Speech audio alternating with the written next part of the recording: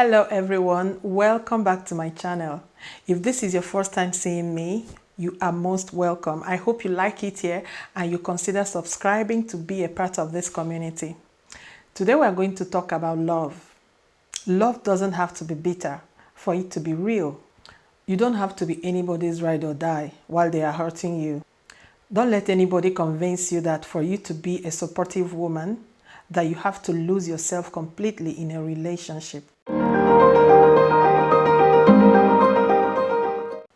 My name is Joy Meribe and I'm a Nigerian, but I've been living in Italy since 2003. Today's topic is about young women knowing their worth, knowing that they are enough. Don't let anybody convince you otherwise. A young lady sent me a message and she said she caught her fiancé cheating and he convinced her that she's the one he loves, that the other ladies were just mere bedmates. And this particular young woman made it her duty to fight the other women. I mean, not physical fight, but she went to them inbox because she saw the messages her fiancé exchanged with them. And she made it her duty to send them messages inbox, going back and forth with them, telling them to leave her man, that he gave her the ring and she is the one he's interested in. And, basically claiming the man. And I decided to make a video about this because I know there are so many young women going through this. Let me tell you something. When a man tells you, you are the one I love, the other people are just mere plaything, the other women are just mere plaything, you should be offended. You are not supposed to be one of them. You are supposed to be the only one. Giving you a ring doesn't mean he loves you. It's just that you are the most gullible among the lot he's sleeping with. And your man is not a piece of furniture that anybody can carry from one place to the other. So going to tell other women, leave my man alone. No. Your man is doing what your man wants to do. Nobody's forcing him to do anything. People treat you the way you allow them to. You are not supposed to be anyone's option or one of his women. Your man should not put you in a situation to be jealous of other women, to be going inbox to other women, warning them to stay away from your man. He should make other women jealous of you by the way he treats you, only you in his life. There's this thing that happened when I was in the uni. One of my roommates, every weekend she would go to her boyfriend's house and then come back with bruises. Almost every weekend they would quarrel, he would beat her up, she would come back to the hostel. And in one of those occasions, I asked her, why do you continue going back to this guy? Every time you come back crying, every time you have bruises on your body, and this guy continues beating you up. Why don't you leave him? What do you see in him? The same young lady that was complaining about how her boyfriend was beating her, how he would treat her badly, the same girl turned and told me, if man know they beat you, I'm be saying no love you. And I told her, girl, you are really living in bondage if this is the way you think a relationship should be. Some people are used to being treated badly or being maltreated, that they have come to see it as a normal way of life. For them, it is normal. For example, if you grew up in Nigeria or other countries where you have malaria frequently, when I was little, we used to take quinine for malaria treatment. And the quinine, if you have taken it, oh my God, it's so bitter. It's so bitter that that tiny medicine, you take it, even after 3 days, you still taste the bitterness in your mouth. And in fact, even paracetamol was bitter. Every medicine we took was very bitter. So we came to associate medicine with bitterness. So one day, years back, and we were already living in Italy, my husband took paracetamol. And after taking it, he said, are you sure this is real medicine? I said, why? He said, this medicine is not bitter at all. It's so bland. How can medicine not be bitter? Immediately he said that, we had a very good laugh. I told him, you're so used to taking bitter medicine that you have come to associate medicine with bitterness. And if medicine is not bitter, that means it's not real for you. You have come to associate good medicine with bitterness. So if you think about it this way, these people have come to see maltreatment as part of life. They have come to normalize it. So for them, if a relationship doesn't have a touch of bitterness or pain, for them it's not real. And in fact, I don't understand how women go about loving men who hurt them. You would hear them say, he beats me, he cheats on me, he does this, he does that, but I love him. Keep quiet. You love who? No, you don't love him. You are suffering from one sort of syndrome. That is not love. Love doesn't have to be painful. They have been convinced that men are all polygamous in nature and there is no good one. So they would rather stick with what they have than wait for a good man to come around. You have to know that there are so many good men available looking for good women like you. And unless you want to settle with whoever, you have to give yourself time to find the good ones. And one thing I know is this: sometimes while you are waiting, keeping yourself, holding on, having patience and persevering to find the good one, that is when the devil sends you all sorts of frogs while you're waiting for your prince. And people try to convince you you wait forever. Nothing is going to happen. Men are all like that. You remember the story of Shadrach, Meshach, and Abednego in the Bible when the king commanded them to bow to his graven image and they refused. And they told the king, we know the God we serve and we know he is going to save us from the pit of fire. But even if he doesn't, mark this, they said, even if he doesn't, we are still not going to back down to this your handmaid God. The same thing I have to tell you right now. You have to come to a point where you tell yourself this: even if all around me, all I see are cheaters, beaters, people who treat you badly, that you will still persevere and wait to find a good man. During my younger years, I was the queen of ghosting. The moment I realized you were not the one for me, I didn't stick around long enough for anybody to convince me to make excuses for your foolishness. I would just disappear. Now that I'm older, I've learned to give people the benefit of doubt, to discuss things, to talk about it. But then I was young and naive, and I realized I was young and naive, and I had a lot of plans for my future. And anybody that treated me wrongly, I would just cut you off. Then I didn't give anybody the chance to make two wrong moves. Just one wrong move, I would just walk away. I was young, so I didn't want anybody saddling me with their foolishness. I've walked away from a relationship once because I saw the guy in a compromising situation with another girl. I didn't even see the face of the girl. Okay, let me just tell you the story. Okay, so this guy, we were talking to each other, seeing each other. I was friends with his cousin. So one day he told me he was traveling, that he was going to be out of the country for like 1 month. And well, I believed him. One day I decided to go see his cousin in his house because she was living in his house. And when I knocked and opened the door, his cousin was kind of uncomfortable. I didn't realize why. But when I got into the sitting room, because his bedroom door opened into the sitting room. So when I got into the sitting room, I heard a girl laughing in his bedroom. And I knocked on the door. He opened the door. He was startled when he saw me.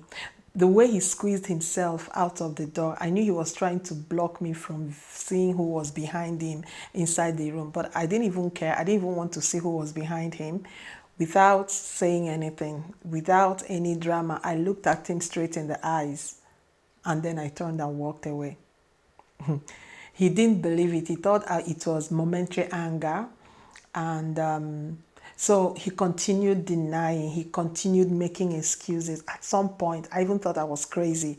I even thought I was imagining things, right? And one thing I would never do is to go quarrel with another girl over a man. I don't have any business with another girl. I don't know the kind of lies he told her. I don't even know who came before who. So if he was telling me lies, that means he was telling the other girl lies. And he insisted there was nobody there, right? Even though after some years, because we remained friends and everything, after some years, he owned up to it. But he said what he didn't understand was why I never looked back. I said, maybe you're used to doing things to women, and then after lying and trying to convince them, they came back to you. I knew what I wanted in life, and that was the first and the last straw. So I didn't want to stick around so long for somebody to mess up my mind, mess up my brain. And if you continue staying with people like that, they mess you up so much that you even start losing your self-respect. You start losing respect for yourself. You start believing no other man would treat you right, and you stick with nonsense and continue making excuses for their foolishness. This is one thing with being unequally yoked with unbelievers. I was born into a Christian family, and my Christian life was just like that. Okay, let me just say I inherited it from my parents. It hadn't become mine at that moment, but I knew the kind of man I wanted in my life. I knew I wanted to marry a Christian man. So, and this guy, I was so naive to think he would change. I was too naive to think that for the love he was professing for me, that he was going to change because of me. Look, I have grown, and I know nobody changes anybody. You don't change anybody. People decide to do what they want to do. Even at that point in my life, I didn't want anybody to make me lose focus in life. So that was how I protected myself, doing my disappearing act.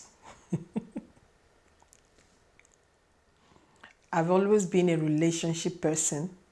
I didn't want a boyfriend. I wanted a husband straight. So I don't think I was even up to 17 when I started praying for my husband. I knew the kind of man I wanted in my life, and even at that very young age, I was already praying to God, asking him the kind of man I wanted. If I noticed you were not a husband material, I would just disappear. I remember also one guy in uni who came with emotional blackmail. He told me he would kill himself and his blood would be on me if I didn't agree to be his full girlfriend. And what he meant by full girlfriend was that he wanted it to become physical. We were already friends. We were talking to each other. I was free around him. The thing that scared me most was that he said it with tears in his eyes. I disappeared on him. He called up everybody who knew me. He told my friends, everybody, to ask me what he did wrong to me, that he knew that his only fault was that he loved me too much.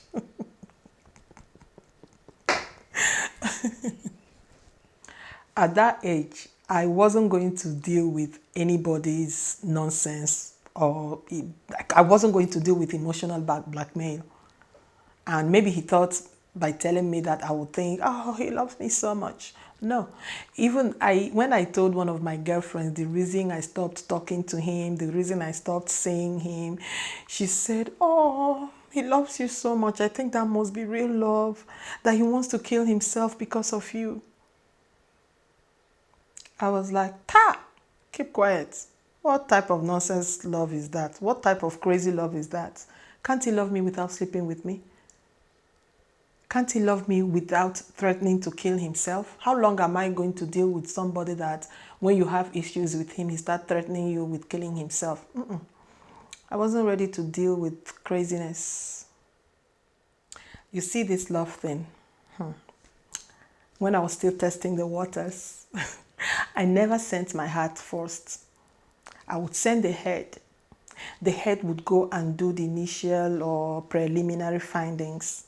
If the head comes back and tells the heart, we can proceed, everything is okay, then the heart will join the head. Because I don't know how people go about falling in love without knowing people, without doing due diligence, without trying to find out the kind of people they are. Look, if you like, be a fine boy from now till tomorrow. If you like, be able to buy me my own private island. If you do not treat me well, or if you are not willing to treat me well as I will treat you, it's not working. And one thing is that I know some women stick around so much sometimes because of material things. One thing I know for me as a person is that I don't need too much to be happy. And that little I need to be happy, I can work for them. So it was hard for anybody to entice me with material things, to make me stick around and continue making excuses when you're treating me badly. That doesn't mean you have to come empty-handed though, without a job, without prospects. At least, even if you don't have a job, you should be working towards realizing your future career dreams. Don't come and be professing love empty-handed, because that's not what we're going to eat. That's not what we're going to use to raise our children, to take care of our children.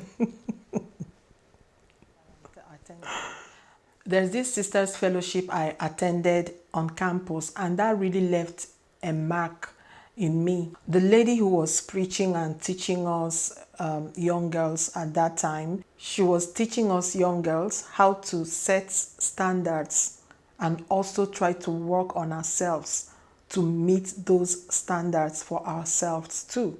She said, when you are praying for an intelligent man, that intelligent man is praying for an intelligent woman too. When you are praying for a God-fearing man, that God-fearing man is praying for a God-fearing woman too. So whatever you are hoping to get, you should also be willing to give. I caught that word that day and I made it mine. I started working on my relationship with Christ. Just like I told you, I grew up in a Christian family. My parents were born again Christians and they raised us in the way of the Lord. But growing in a Christian family doesn't make you automatically a born again Christian. So I started then to work on my relationship with Christ, because I knew I wanted a man who loved God before loving me. After listening to that preaching, I knew if I wanted a certain kind of man, I should also work on myself to be a certain kind of woman for that man. And by God's grace, till today, I am still working on my relationship with Christ. At the end of the day, I wasn't all about setting standard for a man to meet. I was also working on myself to meet a good man's standard of a good wife. I'm a huge fan of continuous personal development, be it your career, be it your spiritual life, be it your character, whatever area of your life you feel you need to continuously improve. Because so long as we are alive, we will continue learning, we will continue trying to improve. Even though I've found my own prince, my own ABUSIVE, and we've been married for years, I'm still working hard, developing myself to still be his dream girl, have to update my software, fix some bugs here and there, and be up to date every time. When you know who you are in Christ, you also know your worth as a human being. Then it's hard for anybody to convince you you are not all that. You are all that. There are still good men out there looking for good women like you. And my prayer is that you find each other and then you live happily ever after. Well, there are some bumps on the road here and there, but don't worry, you'll work it out. If you enjoyed listening to me, or if you learned one or two things, or if you just simply reaffirmed something you already knew, you know what to do. Like, comment, subscribe to become a part of this community, and most importantly, share with your friends. I'm here to help you young ladies. I have lived, so I know.